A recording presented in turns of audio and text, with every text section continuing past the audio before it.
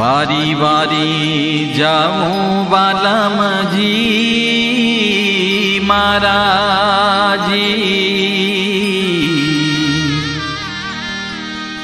આજ શોભ્યા છો સૌથી સારાજી।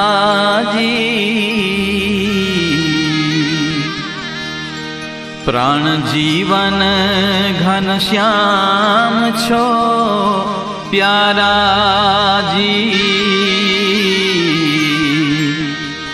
નિજ જનને મહાસુખના દેનારાજી।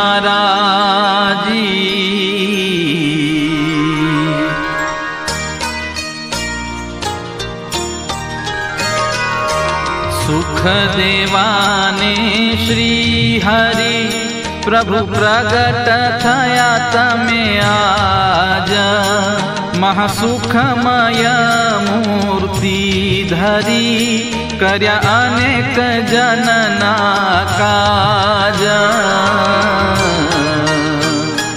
આગે મત્સ્ય કચ્છ વારાહ વપુ થયા નર હરિ રૂપે નાથ, કર્યા કારજ નિજ જનના પણ સેવી સુખી ન થયો જન સાથ।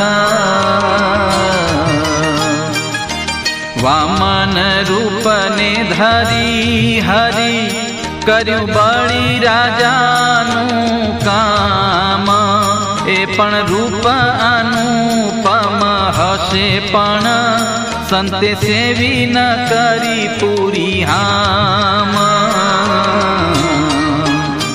પરશુરામે ફરશી ફેરવી કરી ભૂપ રહિત ભૂમિકા, તેને પણ સત્વગુણી સંત સેવી સુખ નવલઈ શક્યા। રામ પ્રભુ તે રાજા થયા, તેને ગરીબ કેમ પૂજી શકે? દુર્બળ જાય કોઈ દર્શને તો દ્વારપાળ મારે ધકે।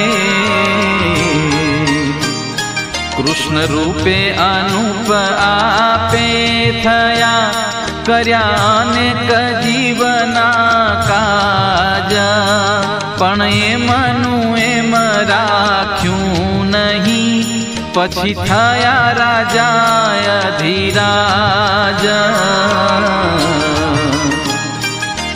બુદ્ધ શુદ્ધ બોધ દેઈને તાર્યા જીવ અનંત અપાર, કલ્કી ભાર ઉતારવાને હરિ હવે લેશે અવતાર। એવા સર્વે અવતાર સૂચવી ભાવે પ્રભુના ભાખિયા, પણ આજ સંતને સુખ આપતા કોઈ રીતે ઉણા ન રાખ્યા। અનેક પ્રકારે આશ્રિત જાનને આપ્યો અખંડ આનંદ, નિષ્કુળાનંદ સુખદ સહુના સ્વામી તે સહજાનંદ।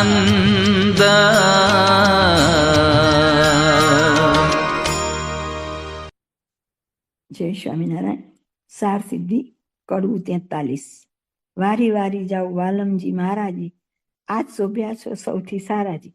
આપણે આમ બહુ રાજી થઈને ઓવાહણા લે, પહેલા બધા કરતા આપણા વડીલો, હજી લગ્નમાં ને એમાં રિવાજ મુજબ કરીએ તો એટલા બધા સ્વામી ખુશ થઈ ગયા, તો કે હું તો વારી વારી જાઉં વાલમજી ઉપર એમ। અને આજ શોભ્યા છો સૌથી સારાજી। આપણને જ્યારે અતિ ઉભરો આવે ત્યારે આપણે બાળક હોય એટલે કેમ સિદ્ધિભાઈને સિક્કાવાલા, તો એનું ઉપર કેટલો ઉભરો આવી જાય, કંઈ એટલું બ્રહ્માંડમાં બધાય કરતા સરસ જોઈએ એવું નથી હોતું, તોય છતાં એવો જ ઉભરો આવે ને કે આના જેવું કોઈ નહીં।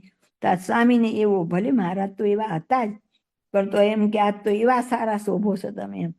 પ્રાણ જીવન ઘનશ્યામ છો પ્યારાજી, નિજ જનને મહાસુખના દેનારાજી. મહારાજ તમે બહુ જ પ્યારા છો અને પોતાના જનને, નિજ જનને એટલે પોતાના જનને મહાસુખના દેનારા. મહાસુખ શું?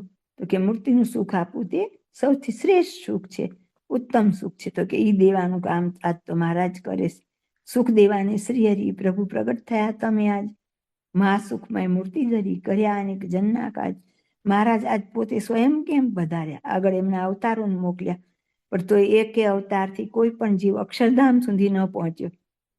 પછી મહારાજ વિચાર કરે છે કે એકે જીવ અહીં કેમ નથી પહોંચતા? તો કે તમે જે અવતારને મોકલ્યા તે અવતારના ધામમાં બધા જીવ પહોંચીને ત્યાં અટકી ગયા, અહીં કોઈ આવતું નથી. કારણ કે મહારાજને સર્વોપરી જેવા સેવા અવતારો ક્યાંથી વર્ણવી શકે, અને અવતારો પોતપોતામાં જોડે. એટલે પછી મહારાજ પોતાની મુક્ત મંડળી સહિત એ પધારે અને આવી સુખમય મૂર્તિ ધરી અને કેટલાય જીવોનું કામ આજે કરી દીધું. આગે મત્સ્ય કચ્છ વરાવપુ થયા નરહરિ રૂપેનાથ, કર્યા કારજ નિજ જનના પણ સેવી સુખી ન થયો જનસાથ. તો કે આવી રીતે બધા અવતાર આવ્યા અને એમણે પોતાના જન હતા એનું કામ કર્યું, પણ એનાથી બહુજન સમાજને લાભ ન મળ્યો. પ્રહલાદનું થયું, ધ્રુવનું થયું, એવા થયા. પણ અત્યારે તો મહારાજે શું કર્યું? તો કે ગોળાનું પાણી પીવે એનું કલ્યાણ, એમ કરીને એમણે કલ્યાણની આમ અનરાધાર કૃપા વર્ષા કરી દીધી એમ. એટલે જન સાથે એટલે અનેક સમૂહનું કલ્યાણ કર્યું. આ વખતે તો વામન રૂપને ધરી હર્યું, કર્યું બળી રાજાનું કામ. એ પણ રૂપ અનુપમ હશે પણ સંતે સેવી ન કરી પૂરી આમ. વામન રૂપ ધરીને એમણે બળી રાજાનું કામ કર્યું. એ રૂપ ભલે અનુપમ સરસ જ હશે પણ સંતે સેવી ન કરી પૂરી આમ. પણ એ રૂપ જે ધારણ કર્યું હતું એની બીજા જનોએ, સંતોએ, એમના હરિભક્તોએ એની સેવા કરી અને પોતાના આનંદના જે કોડ હોય એ પૂરા ન કરી શક્યા એમ. એક વામનજીને જેનો લાભ મળ્યો. પરશુરામે ફરસી ફેરવી કરી ભૂપ રહિત ભૂમિકા. પરશુરામ અવતાર થયો તો એમણે 21 વખત પૃથ્વીને નક્ષત્રિય કરી. તેને પણ સત્વગુણી સંત સેવી સુખ ન રહી શક્યા. તો કોઈ સત્વગુણી સંત હતા એ પરશુરામનો સેવા સમાગમે લાભ ન લઈ શક્યા. રામ પ્રભુ તે રાજા થયા, તેને ગરીબ કેમ પૂજી શકે? રાજા હોય એના દર્શને જવું હોય તો તમારે એનો વિવેક જુદો હોય, એના આંગણા સુધી જવાની આપણી પહોંચ ન હોય, એને રાજી કરી શકીએ એવું કંઈ ભેટ સોગાદ ન આપી શકીએ. તો કે ગરીબ હતા એ કેમ રાજી કરે? દુર્બળ જાય કોઈ દર્શને તો દ્વારપાળ મારે ધકે. દ્વારપાળે જઈને ઉભા રહી તો અહીં અત્યારે આપણને અહીં એમ કહી દેતા હોય શું આવાના વાયલા આવો. અહીંયા રામના કે કૃષ્ણના દરબારમાં જઈને ઉભા રહી દ્વારપાળ ધક્કા જ મારે ને આપણને. કૃષ્ણ રૂપે અનુપ આપે થયા, કર્યા અનેક જીવના કાજ. કૃષ્ણ રૂપે થયા, અનેકના કામ કર્યા. એમાં એમણે વધારે મોક્ષના કાર્ય કર્યા. પણ એમનું એમ રાખ્યું નહીં. પછી થયા રાજાધિરાજ. પહેલા એક સામાન્ય ગોપ ગોવાળ જેવા હતા એટલે બધા સુગમતાથી એને મળી શકતા હતા. પછી પાંડવોની સહાય કરી છેલ્લે તો પોતે રાજાધિરાજ બની ગયા. એટલે પછી જે તે વ્યક્તિ એને ન મળી શકે, સુદામા મળવા આવે છે ત્યારે એના દ્વારપાળો મંત્રીઓ એ બધાને તેમ થાય ને કે આવું કોણ આવ્યું એમ. એટલે એક મર્યાદા આવી જાય એમ. બુદ્ધ સુજ બોધ દઈને તાર્યા જીવ અનંત પાર. બુદ્ધ હતા એમણે શું કર્યું? તો કે એ જંગલમાં ગયા, અનેકને એમણે જ્ઞાન પીરસ્યું ને જ્ઞાન દઈને અનંત જીવનું કલ્યાણ કર્યું. કલ્કી ભાર ઉતારવાને હરિ હવે લેશે અવતાર. કલ્કી અવતાર હજી બાકી છે અને જ્યારે અહીં અધર્મ બહુ વ્યાપી જશે ત્યારે કલ્કી અવતાર આવશે અને ભગવાન પોતે અવતારને મોકલશે. એમાં રહીને પોતે કામ કરશે અને પૃથ્વીનો ભાર ઉતારશે. એવા સર્વે અવતાર સૂચવી ભાવે પ્રભુના ભાખ્યા. આવા બધા અવતાર જુદા જુદા થયા અને ભાખ્યા એટલે બોલી બતાવ્યા, સ્વામીએ કહી બતાવ્યા. પણ આજ સંતને સુખ આપતા કોઈ રીતે ઉણા ન રાખ્યા. જેમ આજરે આનંદ મારા ઉરમાં કહેશે ને એમ કે અમને જમાડ્યા રમાડ્યા વૃડી ઋત શું ભેટ્યા અને કોઈને વસ્ત્ર અલંકાર ભેટ આપ્યા. આપણે નિત્ય નિયમ ગઈ એમાંય ગઈ જ છે ને એમ. કોઈને આપે રે અંગના વસ્તુ ઉતારી, કોઈને પ્રસાદી આપતા અને કોઈને પોતાના ચરણાન્વીની છાપો આપતા ને એમ અનંત રીતે મહારાજ તો રાજી થાય અને બધા એને રાજી કરતા. અનેક પ્રકારે આશ્રિત જનને આપ્યો અખંડ આનંદ. તો કે પોતાના આશ્રિત જનને અનેક રીતે આનંદ આપ્યો. નિષ્કુળાનંદ સુખદ સૌના સ્વામી તે સહજાનંદ. બધાના સુખકારી એવા કોણ? તો કે એક સહજાનંદ સ્વામી. જય સ્વામિનારાયણ.